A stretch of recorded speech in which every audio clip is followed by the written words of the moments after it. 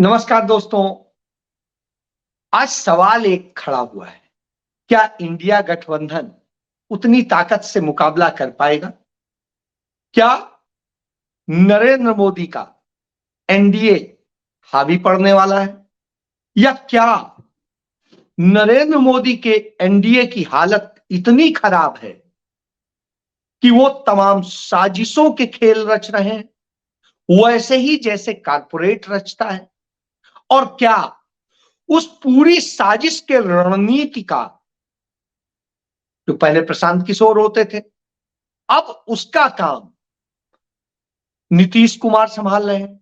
क्या नीतीश कुमार इंडिया गठबंधन को जो एक करने की बात कहते थे उसे तोड़ने पर काम कर रहे हैं? और क्या नीतीश कुमार की स्थिति भेदिया वाली हो गई है, इसीलिए उनको दिल्ली बुला करके तमाम डिस्कशन होता है?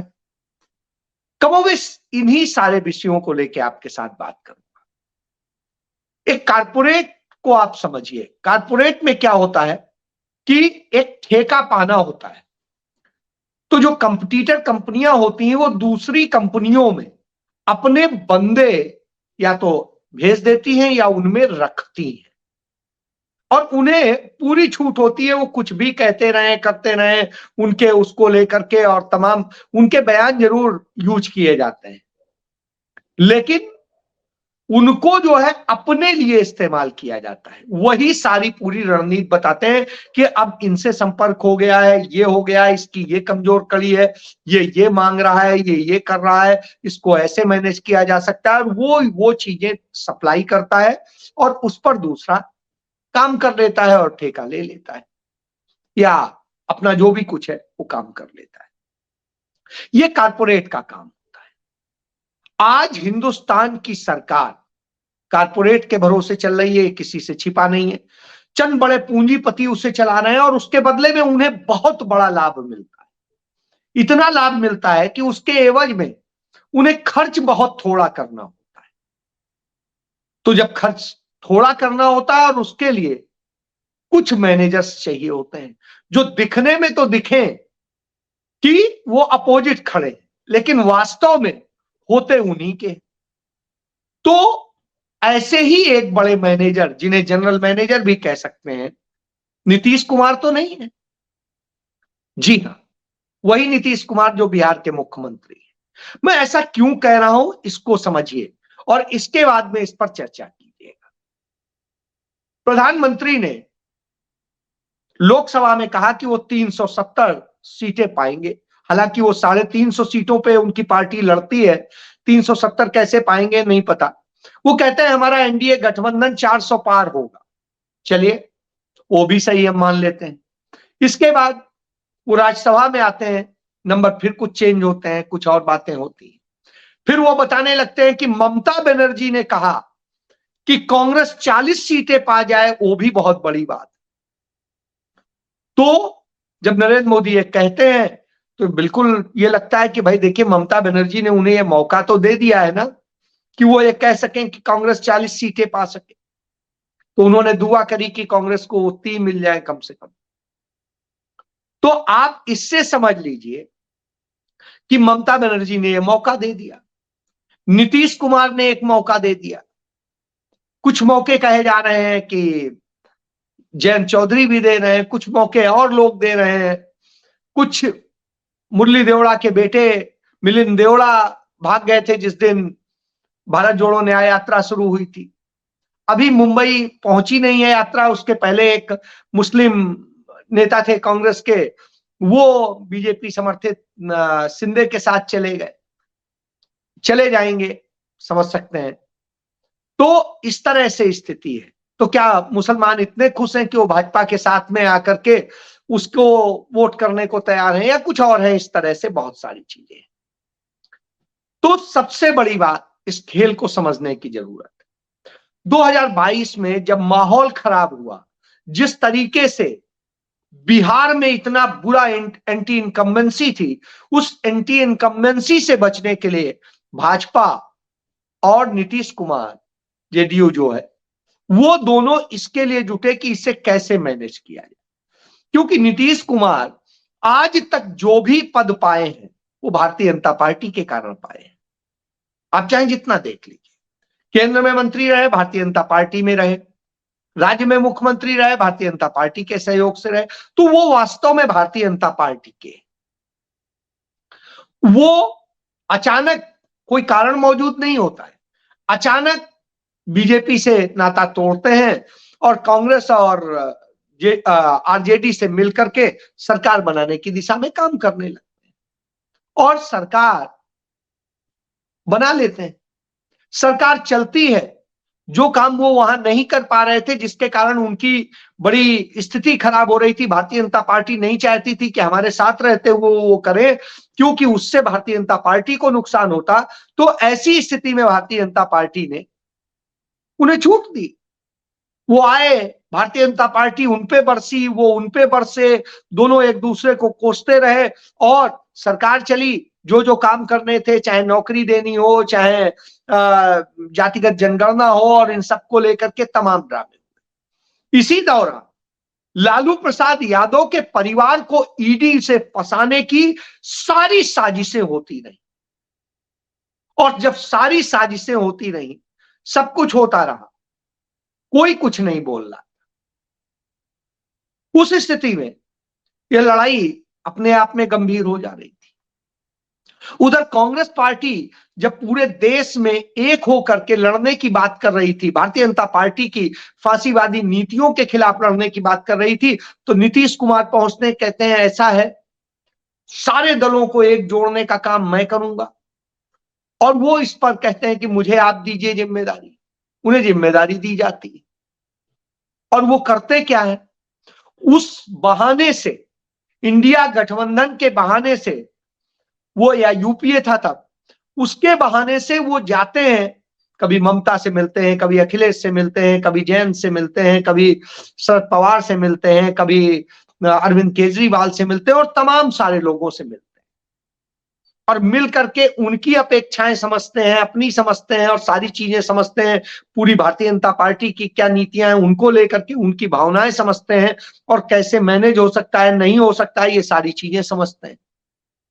और ये समझ के जब लौटते हैं तो कहते हैं हाँ देखिए है, तो पहली मीटिंग ही अपने यहाँ बुला लेते हैं। चलिए, सब लोग पहुंच जाते हैं, ज्यादातर दल पहुंचते हैं।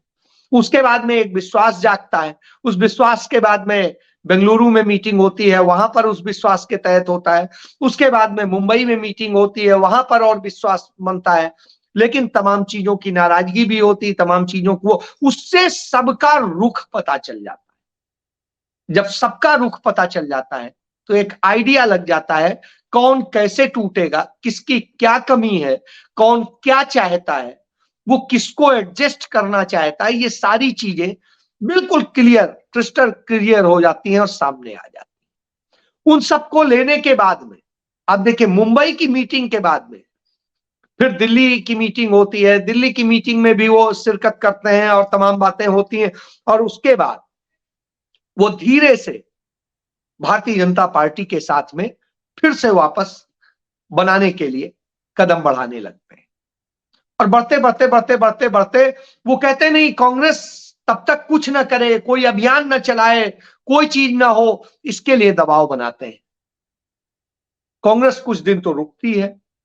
उस चक्कर में जब मोमेंटम बना हुआ था भारत जोड़ो यात्रा का, उस मोमेंटम के समय में जब कांग्रेस को शुरू करना था, नॉर्थ ईस्ट से लेकर के मुंबई तक, जिस तरीके से वह यात्रा उस समय नहीं शुरू हो पाती और वो डिले होती चली जाती है। अंत में इधर नीतीश कुमार अपने राग अलाप रहे होते हैं, धीरे धीरे उनका जो होता है एक्टिविटीज चलती रहती हैं, और नतीजा क्या होता है कि जनवरी में आके वो भारतीय जनता पार्टी का दामन फिर थाम लेते हैं। उनके पास कोई जवाब नहीं होता है कि क्यों चले गए, कोई सॉलिड जवाब नहीं, बस यही कि अब वो बड़ा सुस्त चल रहा था इसलिए हम चले गए। तो भाई, आपसे किसने कहा था उस सुस्त में वो करिए? हर किसी को करना है, चीजें करनी है। एक तरफ आप एकता की बात करते हैं, दूसरी तरफ आप दूसरी जगह पेंग बढ़ाते हैं, इसका मतलब है आप लड़ने आए ही नहीं थे, आप करने क्या है? प्रशांत किशोर का एक कैरेक्टर देखिए। प्रशांत किशोर जब नरेंद्र मोदी के साथ रहे, नरेंद्र मोदी के बाद में नीतीश कुमार के साथ रहे, ममता बनर्जी के साथ में रहे और कैप्टन अमरिंदर सिंह के साथ में रहे, केजरीवाल के साथ रहे। याद करिए केजरीवाल के साथ में थे, दिल्ली में दंगा हुआ, केजरीवाल शांत रहे, एक शब्द नहीं बोले बीजेपी के खिलाफ। याद कर लीजिए प्रशांत किशोर का खेल। जब वो ममता बनर्जी के साथ थे और किस तरीके से लड़ रहे थे, उससे हो क्या रहा था कि ममता बनर्जी एक ताकत और मजबूत होकर के हो गई, लेकिन कांग्रेस और वामपंथी खत्म हो गए। यह स्थिति उन्होंने बंगाल में की। इसी तरीके से नीतीश कुमार को बढ़ा करके वो कांग्रेस और उसको खत्म करने पे लगे थे और उस अभियान में बड़ी काफी हद तक सफलताएं हासिल करी। और फिर इसके बाद आप देखिए कैप्टन अमरिंदर सिंह के साथ थे। कैप्टन अमरिंदर सिंह आज भारतीय जनता पार्टी में, और उन्होंने तो पूरी पार्टी तोड़ने की प्लानिंग करवा ली थी कि कैसे पूरी पार्टी एकदम से बीजेपी में सम्मिलित हो और बीजेपी की सरकार घोषित कर दी जाए। जैसा महाराष्ट्र में हुआ उसी तरीके की बिल्कुल प्लानिंग थी पंजाब में, लेकिन ये चलिए समय रहते उन्हें जानकारी मिल गई और उन्होंने कैप्टन अमरिंदर सिंह को हटा दिया। ये मैं उदाहरण बता। तो ये कारपोरेट मॉडल है, ये अडानी अंबानी मॉडल है। इस मॉडल को में पैसा भी है, इस मॉडल पे आपको सौदा भी है, इस मॉडल पे और सत्ता का भी सुख है, और ईडी और सीबीआई, इनकम टैक्स, एनआईए और किसी का कोई खतरा नहीं है, एनसीबी है किसी का। तो जहां खतरा होता है वहां आपको चिंता है। तो ऐसी स्थिति में नीतीश कुमार ने वो जो कमियां जानी, सारी चीजें जानी, उनको लेकर के पूरी अपना काम किया और राजभवन के थ्रू बैठ करके सारी चीजें कम्युनिकेट करी।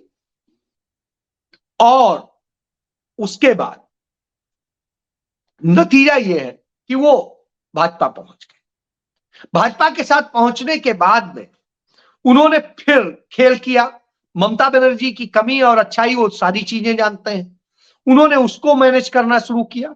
और धीरे धीरे स्थिति क्या हुई कि ममता बनर्जी जानती है कि देखिए बीजेपी के साथ आकर के वो भी खत्म होंगी, तो कोई फायदा नहीं। वहां लड़ते हुए भी दिखे और ये भी दिखे कि हम कांग्रेस पर हमलावर हैं, हम वामपंथियों पर हमलावर। तो ऐसी स्थिति में कम्युनिस्ट पार्टी पर भी हमला बोलती है और कांग्रेस पर सबसे ज्यादा राहुल गांधी बोलती है, क्योंकि आज विपक्ष का सबसे विश्वसनीय चेहरा राहुल गांधी, और इतना विश्वसनीय चेहरा है, ऐसी स्थिति में कोई और है नहीं। तो यदि जो भाजपा नहीं जाना चाहता है उसका आज विश्वास कांग्रेस पे है, राहुल गांधी पे, उस विश्वास को कैसे तोड़ा जाए, किस तरीके से डिमोरलाइज किया जाए, उस खेल में शामिल हो गए और उसको लगातार वो कर रही है। लगातार उनके ये करने का ही नतीजा है कि नरेंद्र मोदी को राज्यसभा में कहने का अवसर मिला कि 40 सीटों पे सिमट जाएगी। चलिए, इधर वो नीतीश कुमार मैनेज करने में लग गए अकालियों को, और अकालियों को भी लग रहा था कि अब उनकी स्थिति समाप्ति की तरफ है। आम आदमी पार्टी और कांग्रेस के ही पास सारा स्टेक है। विधानसभा चुनाव में उन्होंने देख लिया कि उनकी दशा क्या हुई। भारतीय जनता पार्टी की भी दशा वहां बहुत खराब हो गई। ऐसी स्थिति में कैसे अधिक सीटें जीती जाए, तो उसका खेल शुरू हो गया, तो वहां पर मैनेज कराया। इसके बाद में चौधरी चरण सिंह के पोते जयंत चौधरी, उन पर वो अपना काम कर रहे हैं। कितना मैच्योर हुआ है नहीं हुआ है मुझे नहीं पता, लेकिन इतना जरूर पता है कि उनका डिस्कशन चल रहा है और नीतीश कुमार के थ्रू चल रहा है। अब आप समझिए, नीतीश कुमार उसके लिए पूरा सौदा कर रहे हैं। इधर अखिलेश को भी भड़काने की कोशिश की गई थी, तमाम सारे खेल किए गए थे, लेकिन अखिलेश को अंततः अखिलेश को समझ में आ गया।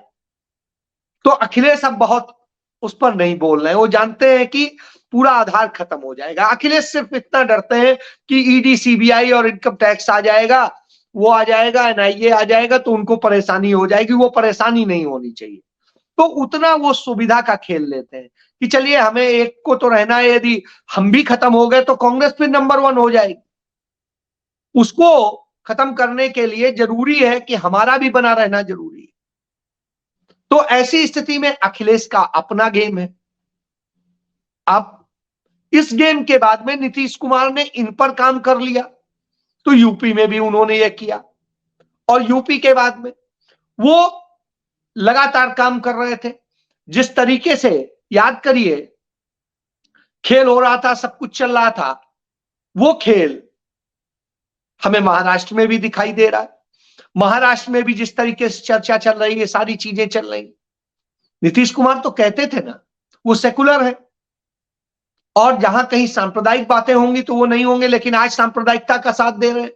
आज वो आडवाणी के पास में, वो आडवाणी जो आडवाणी बिहार में ही हजारों मौत के जिम्मेदार हैं, उन आडवाणी के यहां जाकर के मत्था टेक रहे हैं, और तमाम सारी चीजें। इसके बाद में उनके प्रयास जो है और भी चल रहे हैं। बीआरएस के साथ में भारतीय जनता पार्टी की नजदीकियां हैं, किसी से छिपी नहीं है। टीडीपी पहले भारतीय जनता पार्टी की सहयोगी रही है, उसे कैसे मनाया जा रहा है और उसके साथ बात हो रही है, वो भी नीतीश कुमार कर रहे हैं। और इसके बाद में जगन रेड्डी पहले ही भारतीय जनता पार्टी के पाले में खड़े हुए।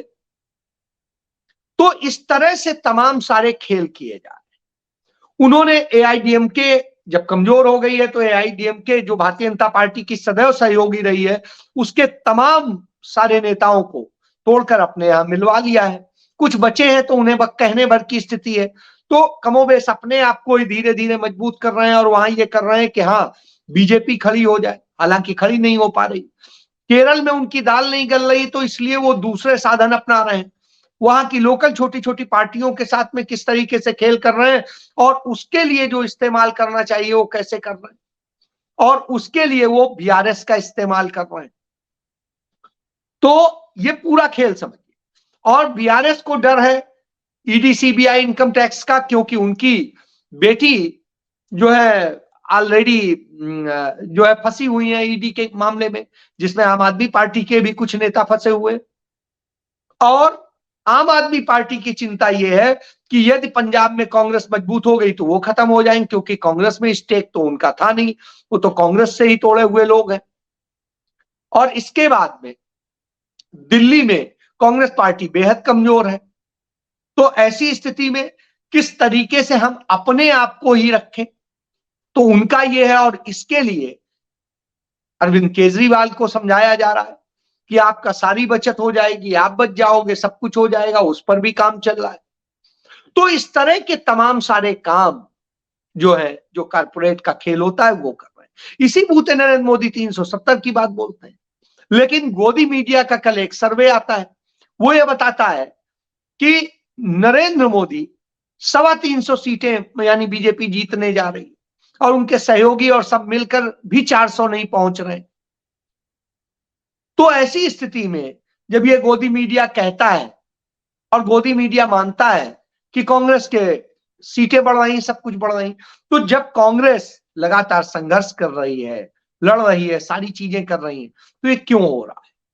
कैसे वहां पर महाराष्ट्र में वो मुस्लिम लीडर जिसको कांग्रेस ने सब कुछ दिया, वो अचानक जो है छोड़ करके भागने की कोशिश करता है। उसका बेटा जिसे उन्होंने यूथ का प्रदेश अध्यक्ष बनाया हुआ है, उसको किस तरीके से, तो सारी चीजें, ये खेल क्या है? ये खेल वास्तव में कारपोरेट का वही छद्म खेल है जिसके बूते वो अपने ठेके पाता है। लेकिन कांग्रेस पार्टी ने आज भारतीय जनता पार्टी के व्हाइट पेपर के जवाब में ब्लैक पेपर लॉन्च कर दिया, और ब्लैक पेपर लॉन्च करके उनकी एक एक चीज को का खुलासा कर दिया है। वो बात जनता तक कैसे पहुंचेगी, क्या पहुंचाई जाएगी, इस पर काम करने की जरूरत है। और इसके लिए मुझे लगता है मीडिया तो तैयार नहीं है।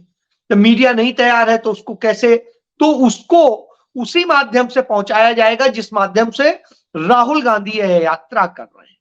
और राहुल गांधी जब जनता के बीच चल रहे हैं, पैदल चल रहे हैं, तो वो अपने मैनिफेस्टो के लिए मैटर भी बना रहे हैं। वो वास्तविक चीजों को समझ रहे हैं, क्योंकि नरेंद्र मोदी का खेल तो कारपोरेट की तरह से एसी कमरों से हो रहा है, और राहुल गांधी का काम जमीन पर हर व्यक्ति से मिलकर हो रहा है। तो ऐसी स्थिति में नीतीश कुमार वह व्यक्ति बनाए गए जो उस खेल को बिगाड़े, जो जातिगत जनगणना और इन सारे विषयों पर जो कांग्रेस चर्चा कर रही थी उस पर खुद अपना क्रेडिट लेकर के और कैसे किया जाए। लेकिन राहुल गांधी जिस तरीके से उस पर आवाज बुलंद कर रहे हैं, जिस तरीके से हक देने की बात कर रहे हैं, जिस तरीके से सभी को कर रहे हैं, वो अपने आप में नरेंद्र मोदी को डरा रहा है। यही वजह है वो संसद में कांग्रेस का जो सबसे बड़ा परिवार है गांधी नेहरू परिवार, उसके तमाम नेताओं, चाहे पंडित नेहरू, इंदिरा गांधी हो, राजीव गांधी हो, उन पर हमला करते हैं। और जब यह हालत हो, ऐसी स्थिति में उधर योगी आदित्यनाथ विधानसभा में कहते हैं कि अब राम का तो हो गया अयोध्या में, अब काशी और मथुरा गिराने का है। तो साहब उसको गिराने की साजिश का भी एक खेल हो जाता है। तो ये सारी नियत बताता है, और इस नियत के बाद भी लोग जब खड़े हैं तो वो बताते हैं कि किस तरह का खेल हो रहा है।